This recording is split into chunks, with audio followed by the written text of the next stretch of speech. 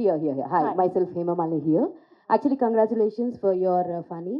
So, let us know what is the interesting point you said yes for this story. Okay, that's a good question. I didn't speak about that. I was trying to keep it short.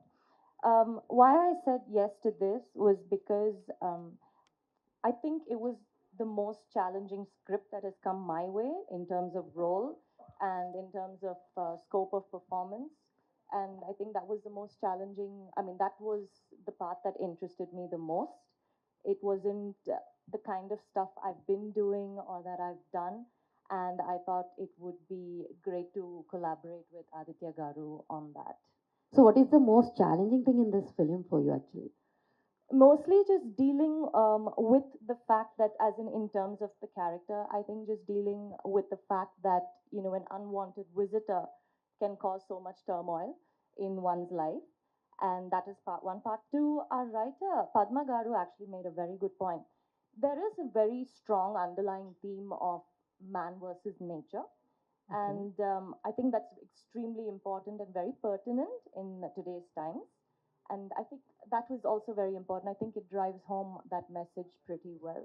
All the very best and చేసిన action మాత్రం అది సీజీలో చేయాల్సి వస్తుంది. So రెండు mix అయ్యేసరికి మీకు ఒక separate percentage అన్నది తీయలేము. నాకు తెలిసి అలా క్యాలిక్యులేట్ చేసుకుంటే సినిమా అంతా విజువల్గా మేము ఎంత తీసామో అంత విఎఫ్ఎక్స్ ఉంది. ఆదిత్య గారు, గ్రహణం ఎప్పుడు వీడింది సార్? అసలు ఎప్పుడు వచ్చిందో తెలియకుండా వచ్చింది, అందుకని ఎప్పుడు వీడిందో తెలియదు.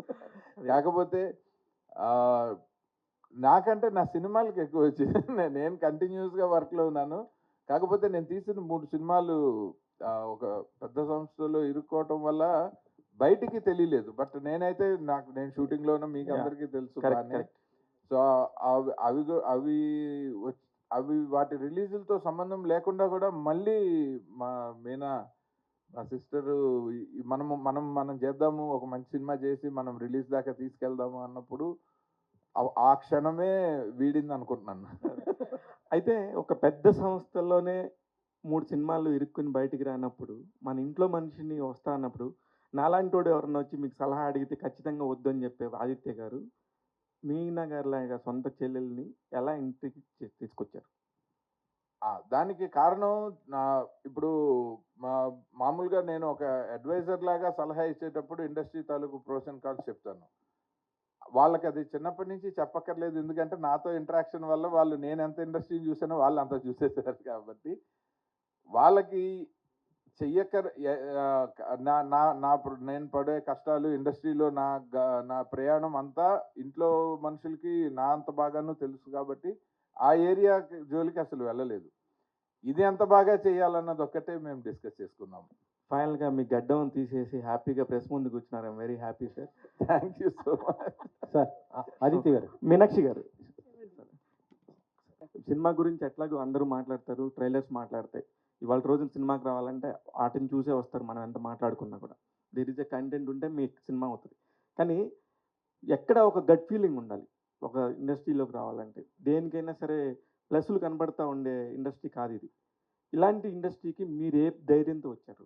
మీరు వెల్కమ్ టు ద ఇండస్ట్రీ, మీరు హ్యాపీగా ఉండాలని కోరుకుంటూనే ఇది అడుగుతాను. మీరు ఫస్ట్ క్వశ్చన్ నేను this is my first stage అని చెప్పిన తర్వాత కూడా ఇంత పెద్ద పెద్ద క్వశ్చన్లు ఇవ్వటం నాకు అవసరం అండి. మనం ఒకటే కదా.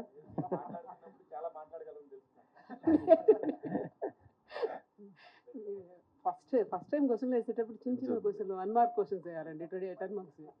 మీరు అంత పెద్ద పెద్ద క్వశ్చన్స్ వేసేయకూడదు. ఇది బేబీ స్టెప్స్. ఇప్పుడు నేను జస్ట్ బాన్ అట్ సే. మీరు అంత పెద్ద క్వశ్చన్ మరి 100 మార్కుల క్వశ్చన్ చేయమనకూడదు. బట్ మీరు చెప్పారు. Thank you so much. నాకు ఓన్లీ గట్ ఫీలింగ్ ఏంటంటే అన్నయ్య అన్నాడు, that's it. He knows it. ఎందుకంటే హీ నోస్ వాట్ ఈస్ మనసంతా నువ్వే ఉన్నప్పుడు మా అన్నయ్యది పరిస్థితి ఎట్లా ఉండేదో నాకు తెలుసు. ఆ తర్వాత ఎట్లా ఉందో తెలుసు.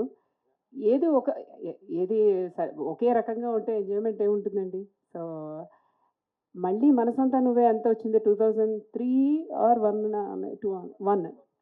మళ్ళీ 2025లో మా అన్నయ్య మళ్ళీ 24 ఇయర్స్ తర్వాత ఫనీ అనేది ఇంకొక మనసంతా నువ్వే అవుతుంది. బట్ డిఫరెంట్ జానరాలో. అంతవరకు మాత్రం ఖచ్చితంగా చాలా నమ్మకం ఉంది. ఒక మంచి సినిమా తీసామనే ఇది సాటిస్ఫాక్షన్ అయితే చాలా ఎక్కువ ఉందండి. మీ మూవీస్ ఉన్నాయి కదా, అవి ఎందుకు బయటికి రావట్లేదు సార్? ఏంటి release problem? People media stage మీద మాట్లాడదాం. దాన్ని ఈ క్వశ్చన్కి ఆన్సర్ చెప్పాలంటే నా పక్కన విశ్వ గారు, వివేక్ కూచిపట్ల గారు ఉండాలి, మీనాక్షి గారు, శాస్త్రి గారు కాదు. మీరు డైరెక్షన్ చేశారు కదా, మీ సినిమాలు మీ బయటికి రాకపోవటం ఏంటి? డైరెక్టర్గా సినిమా తీయటమే కానీ రిలీజ్ చేయాల్సిన ఈక్వేషన్ జనరల్గా మీకు తెలియదే ఉంది. అది ప్రొడ్యూసర్ ఒక సినిమా ఆగిపోతే డైరెక్టర్ సరిగ్గా తీయలేదంటారు, 3 సార్లు అవకాశం ఇవ్వరు, కాబట్టి నా తప్పు లేదని నేను అనుకుంటున్నాను. అలా అదే ధైర్యంతో ఈ సినిమా డైరెక్షన్ చేసేసాను. మీరు ఇప్పుడు మరి పీపుల్ మీడియాలో ఉన్నారా, లేకపోతే ఓన్గా నేను అఫీషియల్గా అసలు ఎక్కడ ఎప్పుడూ లేనండి. నేను ఎప్పుడూ ఇండిపెండెంట్ కెపాసిటీలోనే ఉన్నాను. వాళ్ళిద్దరూ నాకు బాగా క్లోజ్ ఫ్రెండ్స్. వాళ్ళిద్దరిని నేను కలిపాను కాబట్టి వాళ్ళకి అడ్వైజర్గా ఉన్నాను. యాక్చువల్గా పీపుల్ మీడియా కంటే ముందు నేను గీతా ఆర్ట్స్లో కూడా ఉన్నాను. కరెక్ట్గా మన సినిమా మొదలయ్యే ముందు నేను రాఘవేంద్రరావు గారితోనే ఉన్నాను. ఒక 1.5 ఏళ్ళ పాటు నేను నా అవసరం ఉంది అనుకున్నప్పుడు ఇండస్ట్రీలో అందరితోనూ పనిచేశాను. స్పెషల్గా పీపుల్ మీడియా అన్నది కొన్నాళ్ళు కొంచెం ఎక్కువ ట్రావెల్ చేశాను, ఎందుకంటే నా త్రూయే వచ్చారు కాబట్టి. ఇప్పుడు ట్రావెల్ చేయట్లేదు మీరు? అఫీషియల్గా చేయట్లేదు, బట్ సలహాలకి సంప్రదింపులకి ఎప్పుడు. ఏంటి సార్? కాదు సార్, అంటే వివేక్ గారు కూడా బయటకు వచ్చారు అంటున్నారు, నిజమేనా? లేకపోతే ఇది అదే అన్నాను, పీపుల్ మీడియా వేదిక మీద మనం ఓఎంజీ వేదిక మీద పీపుల్ మీడియా గురించి మాట్లాడుకుంటే ఎందుకు అన్నది నా అంటే సార్ పని ఆర్ ట్రావెల్ గురించి ఈ వేదికని కన్ఫైన్ చేద్దాం సార్. అంటే ఇప్పుడు గతంలో ఫామ్ సినిమాలు చాలా వచ్చాయి, అంటే నాగాస్త్రం, నాగమ్మ, మోగనము, ఇవన్నీ కూడా చూస్తుంటే డెవోషనల్తో ఉండేటువంటి సబ్జెక్ట్స్. ఇది మరి ఇది దేవి కూడా డెవోషనల్ సబ్జెక్ట్, కానీ ఇది పని అనేది ఏ విధమైన సబ్జెక్ట్ సార్? ఇది మన మనుషుల్లాగా ఒక పాత్ర, అది ఆ పాత్రకి కొన్ని సహజ సిద్ధమైన స్వభావాలు ఉంటాయి, కొన్ని లక్షణాలు ఉంటాయి. ఆ క్యారెక్టరైజేషన్ తీసుకుని డిజైన్ చేసింది ఒక న్యాచురల్ స్నేక్ క్యారెక్టరైజేషనే ఉంటుంది తప్ప మనం ఎక్కడ ఒక మైథలాజికల్ డివోషనల్ టచ్ అసలు ఎక్కడ ఇవ్వలేదు సినిమాకి. బట్ చూసే వాళ్ళకి కనెక్ట్ అవ్వటం కోసం ఒక మంచి ఇంపార్టెంట్ ప్లేస్లో ఆ పని టైటిల్ ట్రాక్ చాలా అద్భుతంగా కంపోజ్ చేసింది తను. అందులో ఉంటుంది ఆ పాము తాలూకు క్యారెక్టర్స్ తాలూకు గొప్పతనం ఏంటన్నది ఆ పాటలో చెప్పాము. అలాగే టైటిల్ సాంగ్ ఒకటి చేసింది, అది ఆది శంకరాచార్యులు రాసిన భుజంగ ప్రయాత స్తోత్రం బ్రీత్లెస్ కింద పాడింది, సాయి చరణ్తో కలిసి తను పాడింది. అది ఈ రెండే నాకు తెలిసి మొత్తం వరల్డ్ వైడ్ ఈ సినిమాకి సంబంధించిన మన ఇండియన్ డివోషనల్ టచ్ సినిమాలో. సార్ కాశీ గారు ఒక ఆర్టిస్ట్గా కూడా మంచి పేరు తెచ్చుకుంటున్నారు. ఇప్పుడు ఈ సినిమాలో చేస్తున్నప్పుడు అంటే మీ క్రియేటివిటీని ఇక్కడ ఏమైనా ఉపయోగించారా ఆదిత్య గారి దగ్గర? క్రియేటివిటీ ఉపయోగించలేదు, కానీ ఒక వెల్ విషర్గా కొన్ని సజెషన్స్ చెప్పాను. అది జనరల్గా ఏ షూటింగ్కి వెళ్ళినా సైలెంట్గా చేసుకెళ్ళిపోవటం అలవాటు. డైరెక్టర్ నా ఫ్రెండ్ కాబట్టి అతను ఏదో ఉడత సాయంలాగా మనం ఏదైనా సజెషన్ చెప్తే అది సినిమాకు ఉపయోగపడుద్ది అన్న యాంగిల్లో చెప్పడం జరిగింది. సో ఈ సినిమా డెఫినెట్గా అంటే కథ విన్నప్పుడు ఎంత ఇంపాక్ట్ తోటి ఉందో సినిమా కూడా అంత బాగా వచ్చి ఉంటుంది. ఎందుకంటే డెడికేటెడ్గా చేశారు వీళ్ళు, పెద్ద పబ్లిసిటీ లేకుండా హార్డ్ వర్క్. దీన్నే ఒక ఇంచుమించు ఈ సినిమాలో కనిపించిన వాళ్ళందరూ కూడా చాలామంది చాలా సినిమాలు చేస్తూ ఉంటాం. ఒకేసారి ఒక 8 లాంగ్వేజెస్లో సినిమా రిలీజ్ అయ్యి మనం చాలామందికి తెలియటం అనే ఆపర్చునిటీ కొన్నిసార్లే వస్తుంది. సో ఇది వినగానే మంచి డైరెక్టర్గా తనకి మంచి ఆపర్చునిటీ, ప్రొడ్యూసర్స్కి కూడా ఇది మంచి పేరు తీసుకొస్తుంది, డబ్బులు తీసుకొస్తాయని నమ్మకం వచ్చింది. మీరు డైరెక్షన్కి ఎందుకు దూరంగా ఉండిపోతున్నారు సార్? ఏంటి అసలు? దగ్గరలోనే ఉన్నాను, కానీ మీకు కనపట్లేదు. అంటే మీరు అంటే ఓన్ డైరెక్షన్స్ ఇప్పుడు ఏం లేవు? చేస్తాను. మీనాక్షి ఏం కోరుకున్నా అంటే ప్రతిసారి మనం రాఖీ కట్టినప్పుడు అదేంటండి మేము చేసింది అమెరికాలో కదండి, పుట్టింటికి రాలేదు, అన్నయ్య పుట్టింటికి రా అన్నానండి. రమ్మలేదు, అటు రమ్మన్నా, అక్కడ మెట్టింటికి రమ్మన్నాను. సో మరి ప్రతి చెల్లి అన్నయ్య నుంచి ఒక మంచి కానుక కోరుకుంటారు. మరి మీరు సినిమా కానుక కోరుకోవడంలో ఉద్దేశం ఏంటి? ఇక్కడ చాలా ఛాలెంజెస్తో కూడుకున్నటువంటి వ్యవహారం ప్రొడక్షన్ అనేది. సో మీరు చాలా రోజులు నిలదొక్కుకోవాలని ఒక మంచి ప్రాజెక్ట్తో వస్తున్నారు. సో అన్నయ్య నుంచి కోరుకునేటువంటి కానుక సో మీకు ఎంత విలువ అనేది? మా అన్నయ్య నా పక్కన ఉండటం it self is the biggest కానుక అండి. ఎందుకంటే పెద్దగా కానుకలు ఏమక్కర్లేదు లిటరల్లీ చెప్పాలంటే. అన్నయ్య ఉన్నాడంటే సక్సెస్ డెఫినెట్గా ఉంటుంది. ఎందుకంటే తనకి he knows how to make a movie.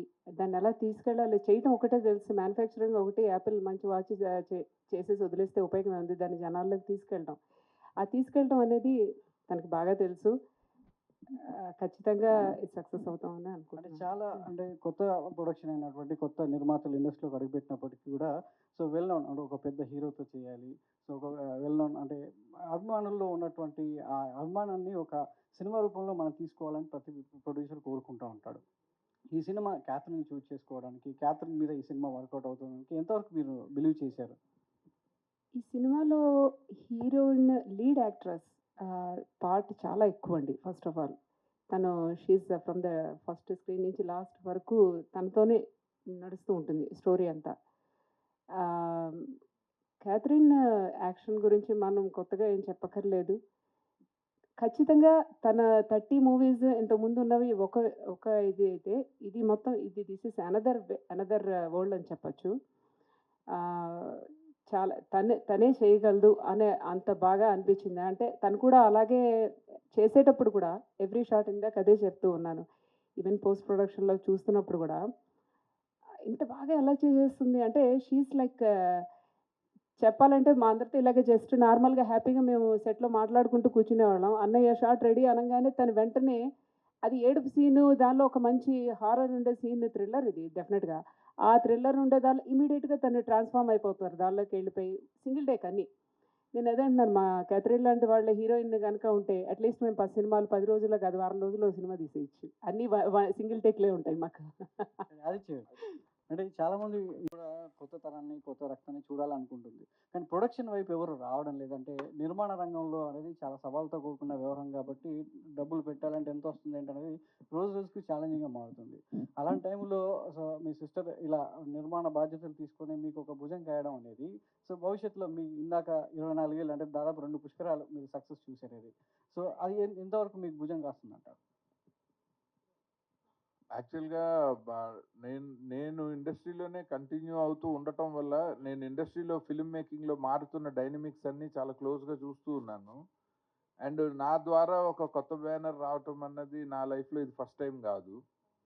నేను ఎప్పుడైనా ఒక నిర్మాత ఎవరి ద్వారా వచ్చినా ఒక 10-15 సినిమాలు, ఒక 25 సంవత్సరాలు అది ఒక పెద్ద బ్యానర్ అవ్వాలనే కోరుకుంటాను. ఎందుకంటే మనం ఇండస్ట్రీలో ఎంత టాలెంట్ అయినా మనం సర్వైవ్ అయ్యేది ఒక ప్రొడ్యూసర్ వల్లే. మన టాలెంట్ ఎంత అబండెంట్ టాలెంట్ అయినా కానీ మనకి ఒక ఎంత బంగారు పళ్ళానికైనా ఒక గోడ చేరువు కావాలంటారు. సో అలా మనకు ప్రొడ్యూసర్స్ కావాలి. సో ఎవ్రీ టైం మనం ఒక కొత్త వాళ్ళని తీసుకొచ్చి పంపించేయకూడదు అన్నది నాకు ఫస్ట్ నుంచి ఉన్న ప్రొఫెషనల్ ఎథిక్స్. అది ఎప్పుడైతే మా వాళ్ళే అయ్యేసరికి నేను ఇంకా కొంచెం బాధ్యతగా ఇంకా మోర్ పిన్ పాయింటెడ్గా, ఎందుకంటే ఇప్పుడు ఉన్న డైనమిక్స్లో selection of the genre and content is first stage అయితే ఎగ్జిక్యూషన్ లెవెల్లో దానికి right cast and crew select చేసుకోవటం ఒకటైతే ఎగ్జిక్యూషన్ లెవెల్లో అదొక ఛాలెంజ్. Third promotional challenge. మన సినిమాని ఎంతమంది వరల్డ్ వైడ్ ఎంత లార్జర్ ఆడియన్స్కి మన ఫిల్మ్ని మనం తీసుకెళ్ళగలుగుతాము అన్నది. సో ఈ 3 స్టేజెస్లో మా సిస్టరు బావ గారు కాబట్టి నాకు ఇంకా మోర్ నన్ను బిలీవ్ చేసి వాళ్ళు నాకు సపోర్ట్ చేయడానికి వాళ్ళకి నేను తెలుసు. సో మా మధ్యన అట్లాంటి అరమరికలు లేవు కాబట్టి we all stood on one single page. అందుకని అది హెల్ప్ అయింది. ఫైనాన్షియల్ విషయాలకు వస్తే బావే చెల్లె కానీ ఇక్కడ సో వేరు కదా, సినిమానే కదా. సో దాన్ని ఎలా చూడవచ్చు? I think we cross that age. ఆ మాత్రం మెచ్యూరిటీ వచ్చిన తర్వాత సినిమాల్లో ఎన్ని సంవత్సరాలు. మీనాక్షి గారు, ఆదిత్య గారు, ఒక మీనాక్షి గారు ఏం లేదు మ్యూజిక్ చేయడం, ఆ తర్వాత కూడా మ్యూజిక్ బాధ్యత కూడా ఎందుకు తీసుకున్నారు? యాక్చువల్లీ బేసికల్లీ నేను మ్యూజిషియన్ అండి. అంటే ఎంతో అనుభవం ఉంటే గానీ ఇలాంటి సినిమాలకు స్పెషల్ ఎఫెక్ట్స్ కావచ్చు. ఇప్పటి వరకు మీకు ఇందాక అడిగారు కదా చెల్లి అని, ప్రొడక్షన్ వరకు వచ్చేసరికి అన్నయ్య సారీ అన్నయ్య నేను చెప్పేస్తానండి. చెప్పండి. ఇప్పుడు ఇంత ముందు వరకు అయితే చెప్పేదాన్ని కదా, భగవద్గీత మీద ప్రమాణం చేసి అన్ని నిజాలే చెప్తాను నేను, ఇప్పుడు అన్ని అబద్ధాలే చెప్తాను నేనండి.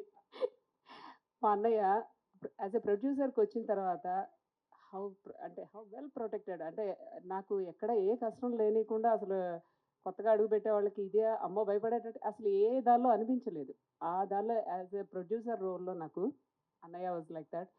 బట్ మ్యూజిక్ డైరెక్టర్గా నాకు దానిలో మాత్రం తను నిజంగా డైరెక్టర్ అనిపించుకున్నాడండి. అంటే ఏ విధంగా టార్చర్ పెట్టాడు? కరెక్ట్గా అడిగారు. ఫస్ట్ అసలు ఈ సినిమా స్టార్ట్ చేసినప్పుడు ఇట్ వాస్ వెరీ ఇంట్రెస్టింగ్. పొద్దున్న నేను అన్నయ్య కూర్చొని జస్ట్ కాఫీ తాగుతున్నాము. అన్నయ్య ఈ సినిమా ఏదైనా మనం మంచి సినిమా చేస్తే బాగుంటుంది కదా, ఏదైనా మనమే చేస్తే బాగుంటుంది కదా అని జస్ట్ జనరల్ టాక్ కాఫీ పొద్దున. అని అంటే చేయొచ్చమ్మా బాగానే ఉంటుంది. మనమే అంటే ఏదైనా మంచి స్క్రిప్ట్ వస్తుంది. ఎవరో ఎందుకు చేయటం మనమే చేద్దాంలే అన్నయ్య. అంటే ఇంతవరకు నేను ఎప్పుడు అన్నయ్యని అడగలేదు. ఇంత కాలంలో అన్నయ్య నాకు ఎప్పుడు చెప్పేవాడు. సినిమా చూడటం వరకే మాకు అలవాటు. సో అయిన తర్వాత నేను మా అన్నయ్య కూర్చున్నామంటే డెఫినెట్గా శాస్త్రి గారు కొంచెం టెన్షన్గానే ఉంటుంది. ఏం పేలుస్తారో వీళ్ళిద్దరు కలిసి అని. ఎప్పుడు అలాగే ఉంటుంది మా ఇద్దరితో. సో వెళ్ళి మీ ఇద్దరం ఇలా వన్ ఫైన్ డే వెళ్ళి శాస్త్రి గారికి నెక్స్ట్ డే వెళ్ళి సినిమా తీద్దాం అనుకుంటున్నాం.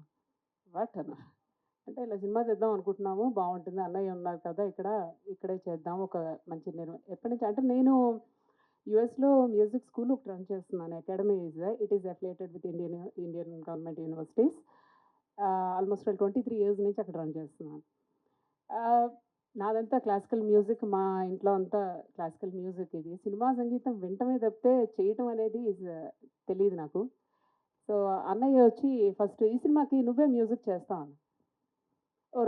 అంటే మీరు 1-2 రోజులు అనుకుంటారేమో, 2 నెలలు నేను అన్నయ్యతో మాట్లాడలేదు. 2 నెలలు తప్పించుకు తిరిగానండి. That is the right word. రోజు అన్నయ్య పొద్దున వచ్చి సినిమా చేస్తున్నాం, సరే స్టోరీ రెడీ అయిపోయింది, ఓకే సినిమా చేస్తున్నాం, మ్యూజిక్. అన్నయ్య మ్యూజిక్ నేను కాదు కానీ ఇంకా బోల్డ్ మంది ఉన్నారు, మనం బయట మ్యూజిక్ పెట్టి చేద్దాం. లేదమ్మా నువ్వు బాగా చేస్తావు. నేను అంతకుముందు నేను యేసుదాస్ గారితో, సుశీల్ గారితో వీళ్ళతో ఆల్బమ్స్ అవి చేస్తూ ప్రైవేట్ ఆల్బమ్స్ చేస్తుండేదాన్ని. అన్నయ్య లేదు నువ్వు చెయ్యాలి మ్యూజిక్ అన్న. అలా ఎవ్రీడే సినిమా గురించి అంతా మాట్లాడుకునే వాళ్ళం. సంగీతం దగ్గరికి వచ్చేసరికి మాత్రం నేను ఏం మాట్లాడేదాన్ని కానీ చాలా క్వైట్గా అన్నయ్య మనం వంటకు టైం అవుతుంది తర్వాత మాట్లాడదాంలే అన్నయ్య.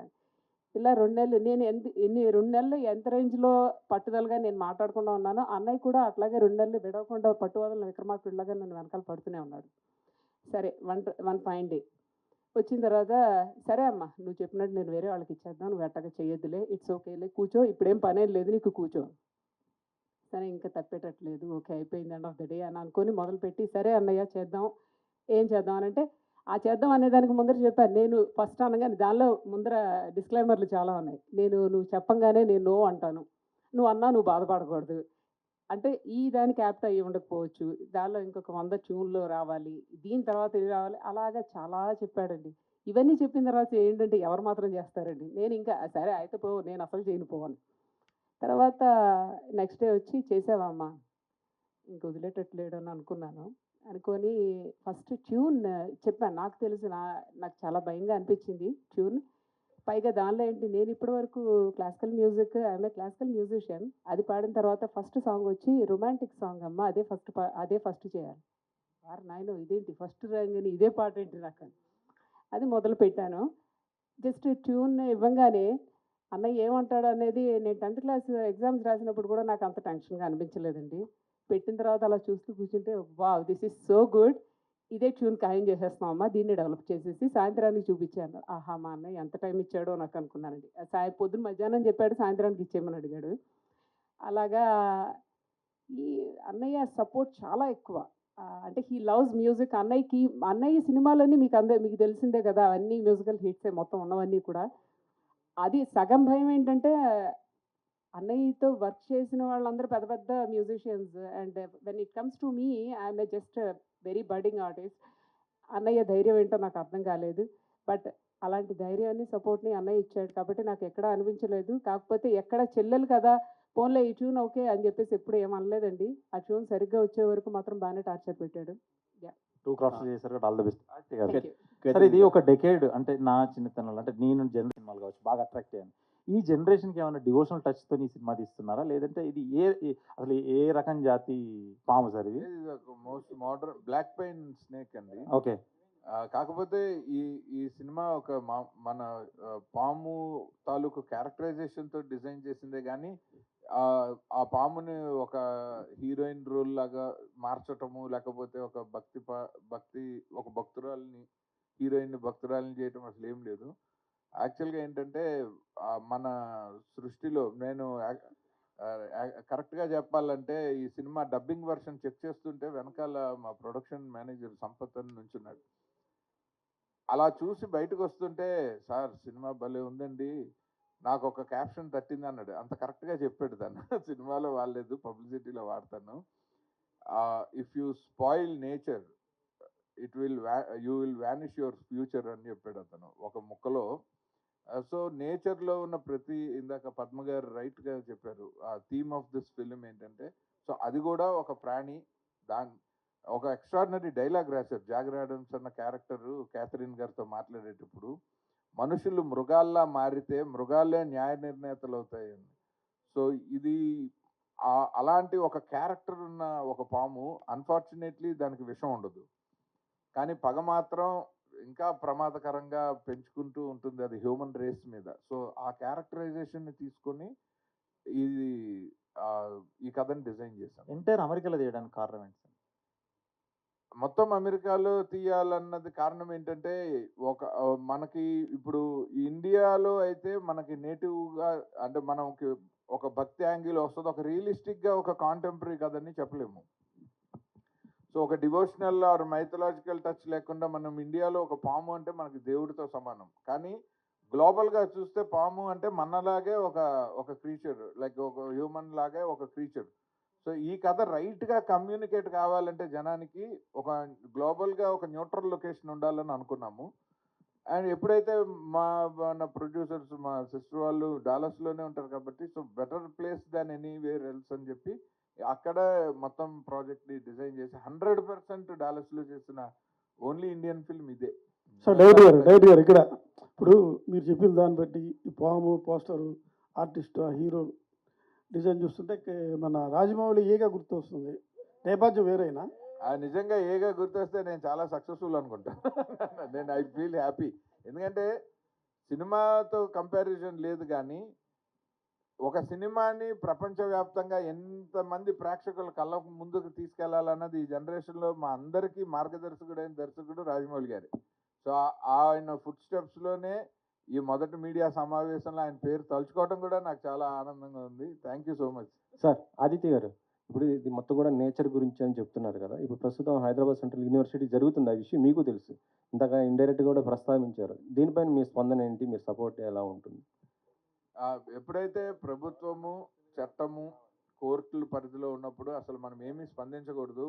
మన అభిప్రాయం ఏదైనా ఉంటే అది మనతోనే దాచుకోవాలి, దాన్ని మనం ఇంకొంచెం అగ్గి రాజేసినట్టు చేయకూడదు అన్నది ఒక పౌరుడిగా మన బాధ్యత. Catherine, how do you see this role contest of the film of your career so far? I'm sorry, can you repeat that? How do you see this film of role contest of the film of your career so far? You're asking me to compare the contents of this character in this film to the rest of the films I've done so far? Right. I think it's the most extensive role that I've done.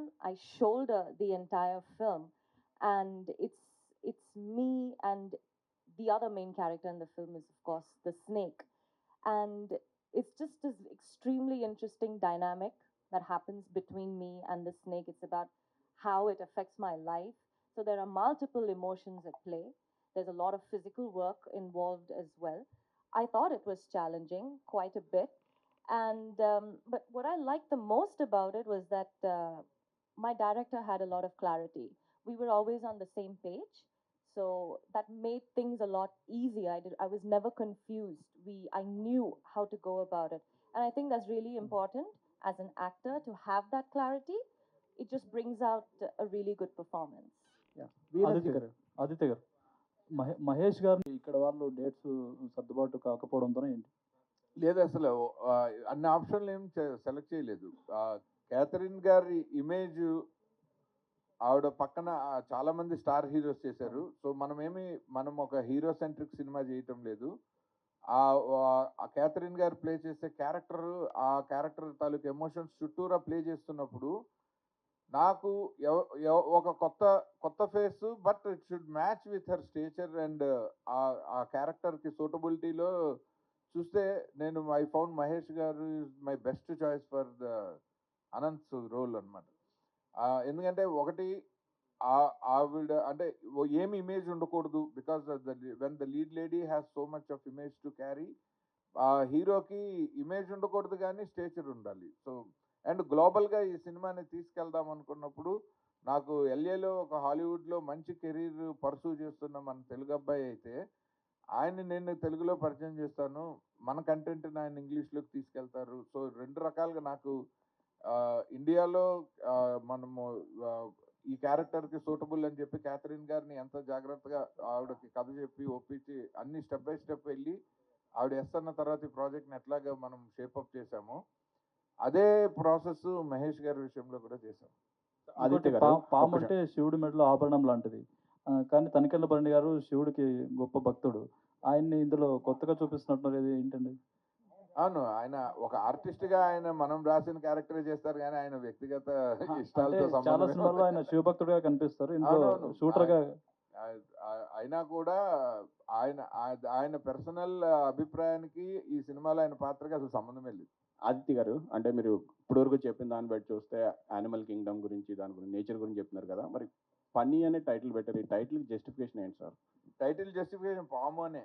అదే అంటే మనం ఇప్పుడు Catherine గారి పేరు లేకపోతే మనము మహేష్ గారితో ఆవిడకున్న relationship పేరో ఒక మూడ్ ఆఫ్ ద ఫిలిం పేరో చాలా ట్రై చేశాను కానీ అసలు ఈ కథ మొత్తానికి కీలకమైన క్యారెక్టర్ని మనము ఎఫెక్టివ్గా వరల్డ్ మార్కెట్లోకి తీసుకెళ్లాలంటే ఆ క్యారెక్టర్ పర్స్పెక్టివ్లో చెప్పాలి అన్నది పద్మ గారు, నేను, మీనా వాళ్ళు కలిసి తీసుకున్న నిర్ణయం. అది స్టోరీ డిస్కషన్ స్టేజ్లోనే అనుకున్నాము. అప్పుడైతేనే మనం చెప్పాలనుకున్న కథ, మనము హ్యూమన్ పర్సెప్షన్ మనందరికీ తెలుసు, మనం ఏం ఆలోచిస్తామో. సో అందుకని ఆ టైటిల్ వద్దనుకున్నాము. అదర్ పర్సెప్షన్లో ఈ కథని మనం వరల్డ్ మార్కెట్లో తీసుకెళ్తున్నాం కాబట్టి ఆ క్యారెక్టర్ నేమే పెట్టాలని చెప్పి ఫనీ అని పెట్టాం. మాది ఇలాంటి కథాంశాలే ఉంటాయి. అసలు మీకు సంబంధం లేని జోనర్లోకి ఈ సినిమాతో వచ్చారు, ఏంటి దాని వెనక బిహైండ్ స్టోరీ ఏంటి? లేదు, నన్ను నేను కొత్తగా ఆవిష్కరించుకునే ప్రయత్నము. ఇవాల్టి జనరేషన్లో ఒక కాంటెంపరీ థాట్ తోటి సినిమా తీయకపోతే మనము ఇప్పుడు కంపీట్ చేయాల్సింది యానిమల్ డైరెక్టర్తో. సో యానిమల్ మీద మూవీ తీద్దాం అనుకున్నా. ఆదిత్య గారు ఇక్కడ, ఆదిత్య గారు లక్ష్మీనారాయణ ఇక్కడ. ఇప్పుడు మీరు సినిమా మొత్తం డల్లాస్లో తీసినా చెప్తున్నారు, యూఎస్లో. అంటే యాజ్ పర్ రూల్ ప్రకారం 40% లోకల్గా తీయాలి కదా, మీకు అన్నీ తెలిసి మీరు మొత్తం అక్కడ ఎట్లా తీసారు? మొత్తం పోస్ట్ ప్రొడక్షన్ అంతా ఇండియాలో చేస్తున్నాము. బట్ గ్లోబల్ ఫిలిం చేసేటప్పుడు నేను I just wanted to fight it out అండి. ఎందుకంటే కథ డిమాండ్ చేసిన లొకేషన్లో సినిమా చెయ్యకపోతే ఒక సబ్సిడీ కోసమో ఒక ట్యాక్స్ బెనిఫిట్ కోసమో ఇవాళ సినిమాని మనం కిల్ చేయలేము. ఒక ఫిలిం మేకర్గా that is absolute injustice to my profession from my side అని నేను భావిస్తాను. కానీ మీరు నేషనల్ దీనికి వన్ ఆఫ్ ది మెంబర్ కూడా, మీరే రూల్స్ అవాయిడ్ చేస్తే మిగతా వాళ్ళు ఎవరు పాటిస్తారు? లేదు, మనమేమి రూల్ బ్రేక్ చేసి ఏమీ చేయము. నేను ఆ పర్మిషన్స్ అవన్నీ లీగల్గా కరెక్ట్గా చూసుకొని పేపర్ వర్క్ అంతా నీట్గా చేసి ఎటువంటి ఇబ్బందులు ప్రొడ్యూసర్స్కి లేకుండానే ప్లాన్ చేస్తున్నాను. థ్యాంక్ యూ అండి. Last question.